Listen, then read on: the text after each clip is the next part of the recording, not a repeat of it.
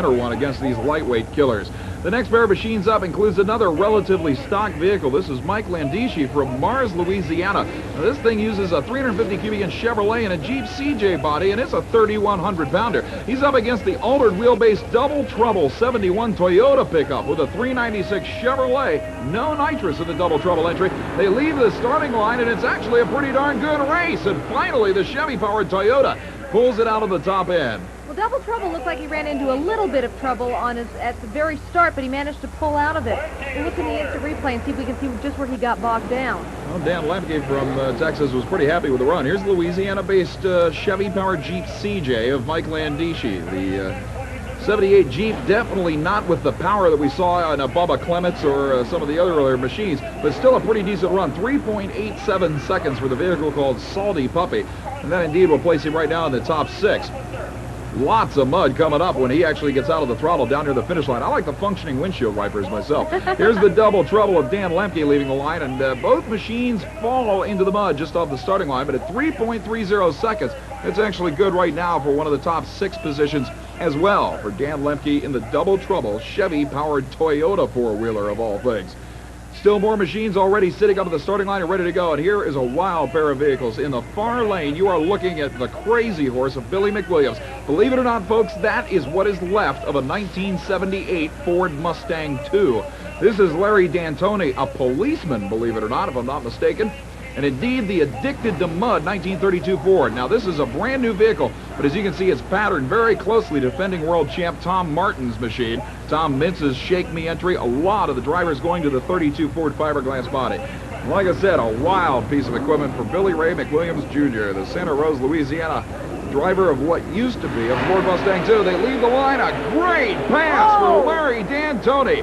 The Addicted to Mud machine may have pulled out one of the quickest runs of this event on that one, Shelley. Larry sure seemed happy with it. He looked like he was going to take the car right out of the building. Yeah, he didn't bother locking up the brakes. Of course, we have a long runoff area here at the Superdome, but there is a happy driver. The mark to beat was 2.54 seconds. Let's look at this pass. A supercharged, Predator carbureted Chevrolet motor up on the tires, immediately staying out of the ruts. 2.46 seconds gives him the #1 spot for a brand new vehicle here at the Superdome. Tremendous effort. And a real smooth ride, too. I'll tell you, this machine was on an equally good run until it got a little sideways at mid-range. You can see Billy McWilliams steering the heck out of this piece of metal that's originally a Ford Mustang II. An excellent run, however, for the Chevy-powered vehicle at 2.65 seconds. And indeed, that should give him, I believe, the #4 position right now. Tremendous run for a machine that we have seen severely modified over the last couple of years. 1 year ago at this event, that was a full-bodied 74 Mustang II, and look at it now. Well, here's a piece of equipment that is always tough from the Crum family racing team out of Kansas City, Missouri. This is Bud Crum's Jeep, but look at this incredible new piece of equipment. It's first time ever in the mud. This is Don Johnson's incredible Cool Breeze Chevrolet Corvette. An absolutely astounding piece of equipment that has never been in a mud pit before this run, Shelley. I'll be looking forward to see just how well he does. I'll tell you, for Fayetteville, Georgia, that is an immaculate car. Now, Bud Crum is utilizing a 410 cubic inch nitrous-injected AMC engine in that altered wheelbase 83 Jeep. Not many people sticking with the original Rambler power plant in the Jeep CJs. They leave the line. Look at Johnson in the Corvette. Tremendous pass for that beautiful new lightweight door slammer. That is on a 1,700-pound vehicle, and man, it flew. He just blasted through the mud like there was no obstructions at all. Well, you can see problems off or at the finish line, I should say, for Bud Crum. I don't know exactly what the problem was there, but indeed, this Corvette is truly incredible. Look at the replay as this full-bodied, full-fendered showpiece blasts through the mud sideways and still runs 2.61 seconds. That's good for #3 right now for the machine's first ever run. Now let's take a look and see if we can spot Bud Crum's problems. Boy, lots of backfiring through the pipes almost immediately. He stays with the throttle all the way down, then the backfire through the carburetors, and it's still on fire going across the finish line at 4.51 seconds. The fire dies out with Bud Crum on the wildest run so far of this event, without a doubt. But with an upset leader in the super modified ranks, Larry D'Antoni's brand new Addicted to Mud 1932 Ford, this thing's getting interesting. And Shelley, that 246 may not hold up. Well, there's still lots more mud to come. That's true, and we'll be back with more super modified mud racing in just a moment.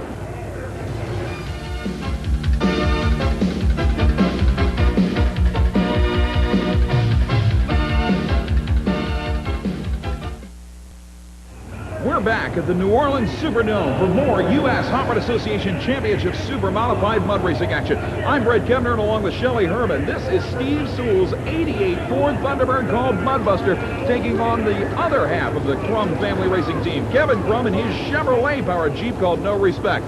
Shelley, we just saw the other half of the Crum team, Bud Crum, on fire at the finish line, so I think Kevin has a little bit of extra enthusiasm at this particular round. This sure hasn't been Bud's year. I'm hoping that he'll be able to pull it off for the whole family's sake. Well, we saw him have a severe engine explosion in Cincinnati recently on ESPN's coverage of U.S. Hot Rod Association action. He wants to improve, no doubt. They leave the starting line. Crum's got problems off the line. Then the Ford Thunderbird runs into problems at half track.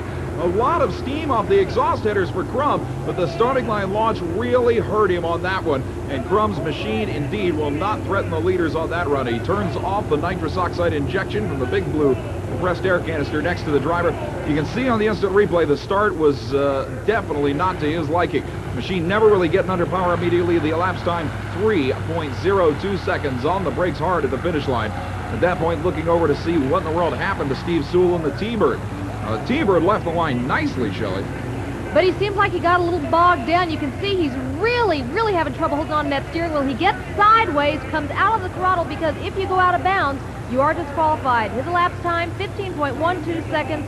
Not a serious threat to any of our competitors. I'll tell you, there's apparently getting to be some pretty deep ruts over in that lane that may threaten this driver. This is Larry Jarrett, who's won a past U.S. Hot Rod Association National Championship event in Oklahoma City. That sprint car-looking machine uses a supercharged, fuel-injected, nitrous-injected big block Chevrolet. He's up against Georgia's Arnie McIntyre in a Chevy Love Truck. They're ready. They leave the line. Jarrett on a tremendous pass, locks them up sideways in the shutdown area. And Shelley, that was obviously the quickest run of this event. He was doing some fancy handiwork there, just trying to hang on to that machine. It appeared to be drifting down near the finish line just a little bit to the left, but he kept it relatively straight, under power. Let's look at this run again. Look at the launch. The left front wheel up in the air immediately, straight and true, carry in the front end, 2.12 seconds sideways across the finish line, locking up the brakes. Larry Jarrett takes over the lead by 0.3 of a second. What a run. And here you can see Arnie seems to be getting a good start, but also he's starting to fishtail a little bit too in the back. Yeah, getting a little loose down near the finish line. A lot of tire growth. Actually hits the finish line pole down there, but at 2.80 seconds, he'll also slide into one of the top 5 spots. An excellent run, actually, for the 2,800-pound Chevy Love Truck. Tremendous pass, come to think of it. We've got another one of these stock Jeeps coming up. A neat little piece called Shoes Rig. Johnny Shoemaker, the driver and owner from Waynesboro, Mississippi. It's a 1979 Jeep CJ, once again with a transplanted Chevy 350 under the hood. He'll be up against the 1981 Chevy pickup called Shake, Rattle, and Roll of Terry Reed from Long Beach, Mississippi.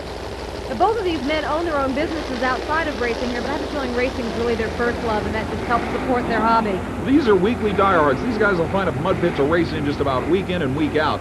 They're here this weekend, obviously, at the Superdome, one of the biggest races of their lives, especially when you're faced with Larry Jarrett's 2.12-second leading time. It's going to take a minor miracle for these guys to even get close to that kind of performance. Moving up, staged on the starting line. Waiting for the starter to give the signal. They leave the line together, and actually a good race for the first 30 feet. But after that, it was all Terry Reed in the Mississippi Chevy Love Truck. He takes it through easily, as obviously Johnny Shoemaker runs into some kind of problem. He is stuck at about half track in the Chevrolet-powered Jeep CJ. Well, he's stuck there, but a measurement will be taken, and he will be given credit for the distance he did accomplish. Now, on the instant replay, you can see the Mississippi racer leaving the starting line, coming down off that drop of the starting line. 3.25 seconds the elapsed time as he just about goes out of bounds down there. He did eventually go out of the berm, but after the finish line pole, so at that point it didn't matter. But the 325 won't do him that much good. In the meantime, you can see just coasting through. After something went away almost immediately when he nailed the throttle, Johnny Shoemaker running into big-time problems. He'll get a 65-foot distance of this 90-foot pit. That'll put him at this point well down into the pack. Well, some measurements better than no measurement, I suppose. Still have more machines to come. As a matter of fact,